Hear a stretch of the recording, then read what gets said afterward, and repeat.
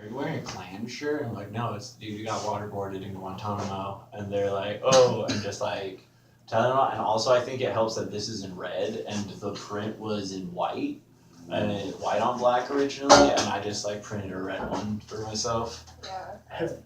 Have you guys heard anything about any BLM organizing in Montana? No, There's not a lot of Negroes here, but it's mostly That focused on doesn't- indigenous stuff. But I haven't. but it's still unsafe Yeah. for people to pass through. So it's still important to have infrastructure around police brutality in Yeah. rural, mostly white locations, even Yeah. if there isn't the infrastructure there to logically make it happen. Yeah.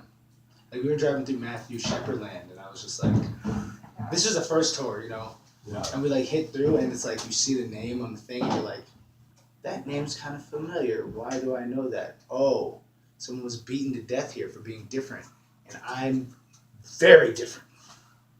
Yeah. Okay. What is this? What? It's gonna be Oh, a it's- spiral staircase. Yeah. Really? Yeah, for the art show that we're doing in January, me and Jordan are building a spiral staircase for. Out of what? All wood? Yeah. People gonna walk on it? No, Okay. no, it's decoration. One person's gonna walk down it, so it only has to make it walk That's like down. a lot of responsibility, though. But he's also like that. He's a carpenter, is like what he does. So he knows. I built one room one time. Not like built it, but like, I did like recovered wood on all the surfaces. Yeah. And then someone else did fabric. I tried to help with the fabric. I couldn't. Yeah. I actually sewed a button. Not that one. I sewed a button recently. I was kind of proud. I'm proud when I use my hands in Yeah. my work. Was it your first button? No, This is No. no, I did it back in It's the out? Yeah. I'm good. I'm pretty Yeah, if you want one. back in the backpack. awesome. So we had some pretty interesting conversation about rape culture yesterday. I thought. Yeah. I don't know. It doesn't ever feel like it goes anywhere. Conversation about rape culture. I would like it to like be more than conversation. But I feel like that's where you need third parties involved, because when conflicts of interest are in play, you can't trust the data.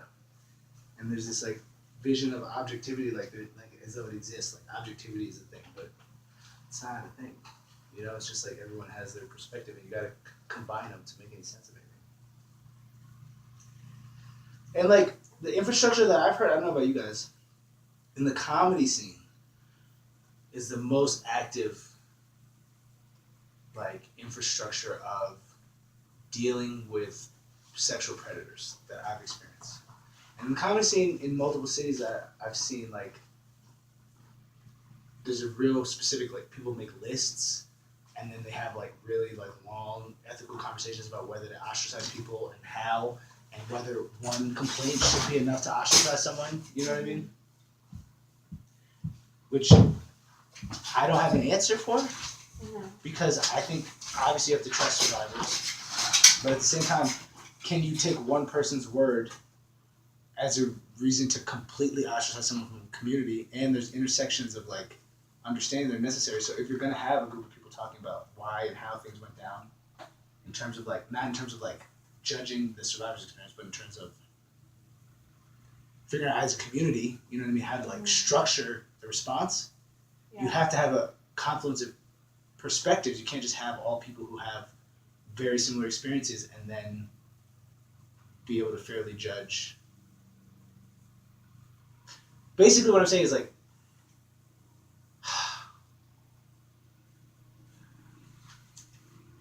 cisgendered heterosexual white dudes feel now, what I'm hearing, as though,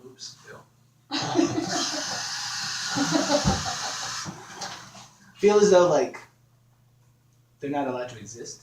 Mhm. And that's interesting, because that's how people of color feel. That's how queer folks feel. I don't know. I'm not going to speak for women. I identify as a queer person of color. Not as a woman, although I do identify as a lesbian. But male. I'm queer. I don't identify as woman. So like, whoa. That makes me think, ain't I a woman? You know that? You know that track? Ain't I a woman? I don't know who it's by. I know that Nina sang it. Nina Simone sang it, I believe. I don't know who wrote it. But the whole concept is she's like, as a black woman in America, we're not allowed to exist. But like, but I'm a woman. Like, basically she's like, people talk about women's rights. People talk about like equality, taking care of women. People talk about all this shit, but they're just talking about white women. But what about me? Ain't I a woman? I feel the same way when, like on Facebook, someone posts some shit and they're like, blah, if you did this, blah, blah, blah, whatever. And I'm like, I did that, and no, you're wrong. And they're like, oh, I wasn't talking to you, I was talking to white people. And it's like, then fucking say white people. You acted like you're talking to everyone, but actually you're only talking to white people. Yeah. Wow. Yeah. Well, that's why like broad generalizations are dangerous.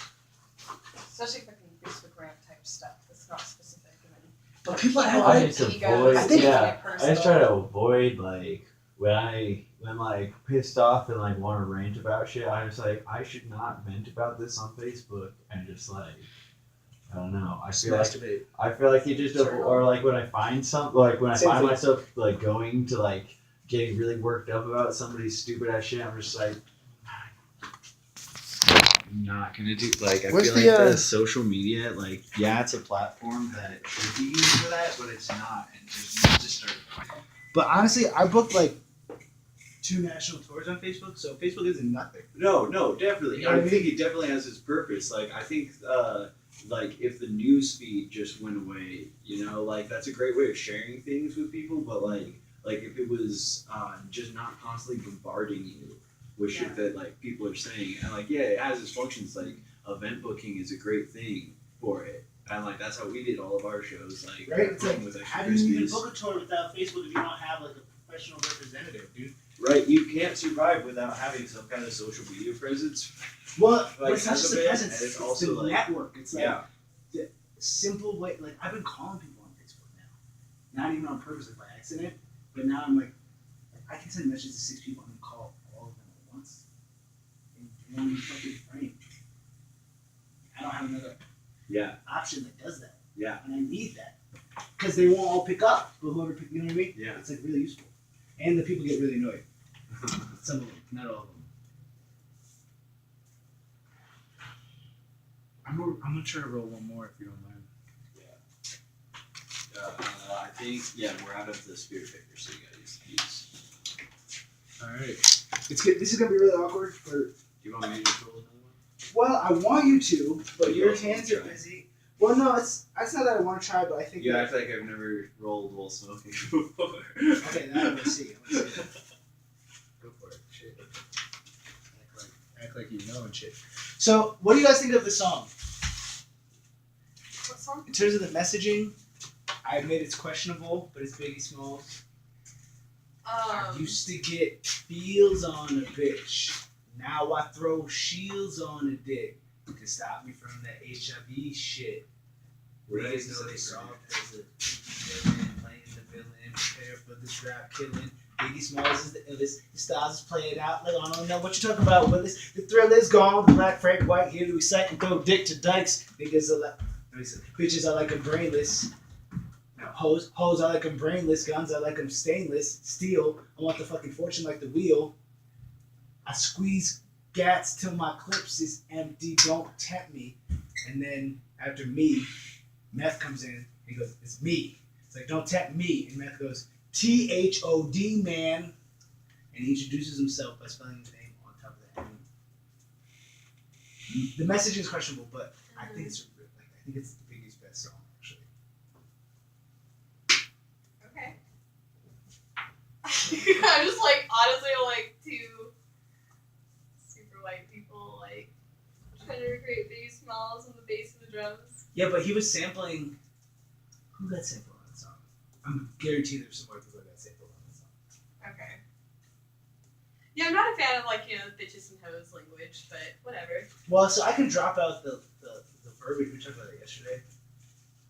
I feel you about the verbiage. I think it's actually interesting. It's something that started happening like around somewhere in the after the 21st century hit, where rappers in different contexts. Because when I was growing up, I'm a little older than you guys. When I was growing up on the radio, it was all like amazing hip hop. It was like 95, 96. Incredible hip hop as radio. So they cut out all the curse words. So I grew up listening to rap songs. Some of them sound like they didn't have any lyrics. It's kind of like the Big Sean shit, where he has a hook that's like, I ain't fucking with you. What do you say? You little stupid ass bitch, I ain't fucking with you. Don't give a fuck about you or anything that you do. Don't give a fuck about you. So on the radio it's like, you little stupid, I ain't with you. Don't give a about you or anything that you do. Don't give a about you. And I grew up listening to verses that had so many fucking words in them that they couldn't say, that it just sounded like a fucking, it was like a crossword puzzle or something. Yeah. You know? It's like a Mad Libs, dude. Yeah. I feel like we're getting stoned and we're gonna try to record a fight scene. Let's get angry, like and us like yelling at each other and arguing with each other. And it's like, I'm just like chill, man. I think we both have a lot of anger, though. I could tap into some anger. A lot. Well, here's the thing. Hold on, let me I get- just want to scream, why won't you fuck me at some point? Yeah. That would be hilarious. Yes. That's really funny. So you know what I think is really interesting is the phrase unfuck. The idea of unfucking people.